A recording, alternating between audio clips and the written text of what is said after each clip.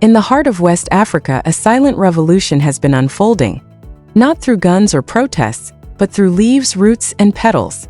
Burkina Faso and Mali, two nations often overlooked in the global spotlight, have just achieved something historic in the world of science and conservation. After decades of meticulous research, they've published the first complete botanical inventory of their plant life, the illustrated flora of Burkina Faso and Mali. This is more than a book. It's a lifeline for biodiversity, a symbol of scientific resilience, and a powerful tool in the fight against environmental collapse. This illustrated flora is the product of over 40 years of field research, international collaboration, and unshakable commitment. It was crafted by a diverse team of botanists from Burkina Faso, Mali, France, Switzerland, and Germany. At its center is Jean César, a veteran researcher who's spent more than 30 years combing through West African ecosystems.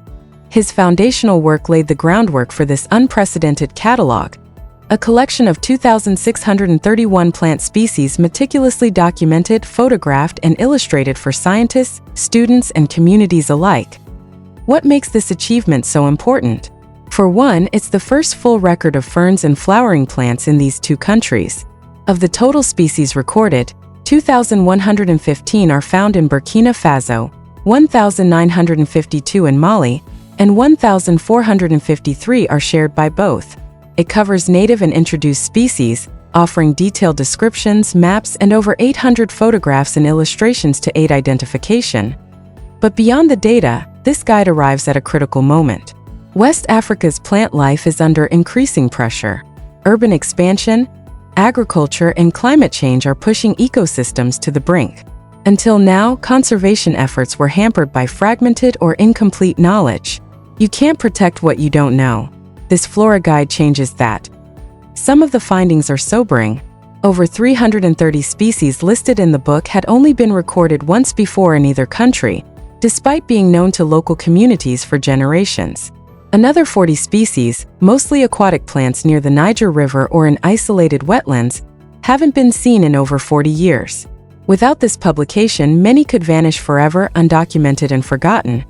And this isn't just about preserving plant life for the sake of beauty or biodiversity stats.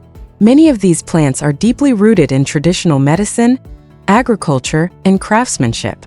Over 120 species in the guide have known medicinal properties. For communities that rely on plant-based healthcare, accurate scientific identification could mean the difference between safe treatment and toxic mistakes. What truly sets this flora apart is its accessibility. The guide includes local names in Bambara, Dogon, Sunrise, Senufo, and Pular major languages spoken across Burkina Faso and Mali. This means it's not just a scientific document locked behind Latin names and technical jargon. It's a tool for village elders, traditional healers, students, farmers, and young researchers. And with an open-access digital version now available, no one is excluded based on cost or location. It's one of the rare examples of modern science prioritizing public access over profit. But this wasn't just a scientific challenge. It was a geopolitical one. Much of the Sahel has become a conflict zone in recent years. Militant activity and insecurity have made fieldwork nearly impossible in many regions. Forest rangers and researchers often can't travel safely, and large swaths of land are now off-limits. That this flora was completed at all, under such conditions, is a testament to international cooperation and scientific determination. In times of crisis, knowledge becomes a form of resistance.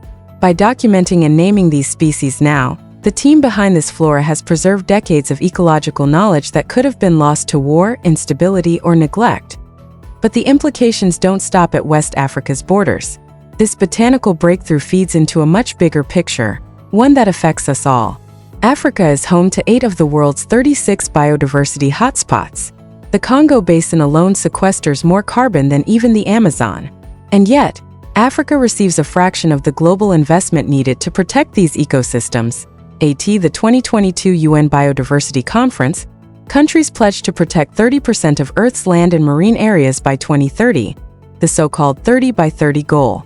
But nations like Burkina Faso and Mali are expected to meet these targets without the funding or tools that richer countries take for granted. Currently, only 19% of Africa's land and 17% of its seas are under any formal protection. Meeting the 30 by 30 goal will require $20 to $25 billion annually for Africa alone, double the current spending. And yet, the stakes are global. Biodiversity loss doesn't just threaten local ecosystems. It threatens economies, food systems, and even sovereign debt ratings. If forests collapse, water dries up, or fish stocks vanish, nations could face credit downgrades and financial instability. The message is clear. Protecting nature isn't charity. It's an investment in global security and stability.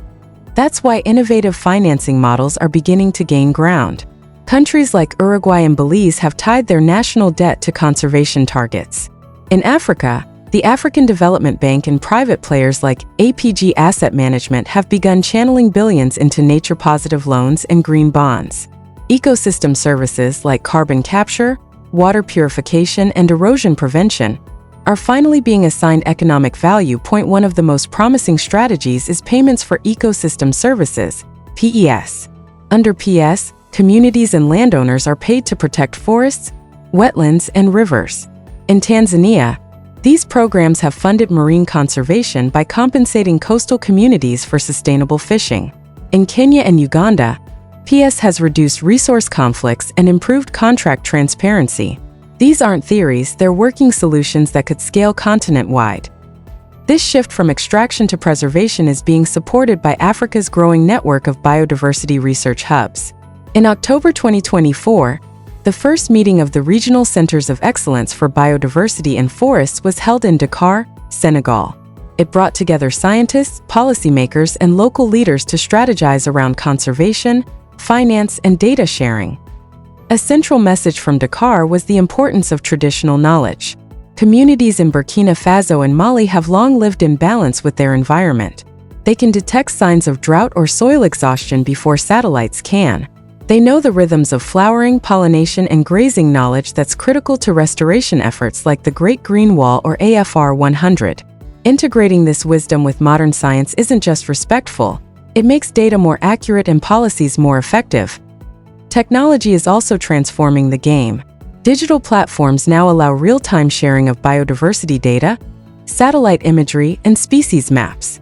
The illustrated flora of Burkina Faso and Mali is already being uploaded to cloud databases, enabling park rangers, students, and researchers to access it across the region.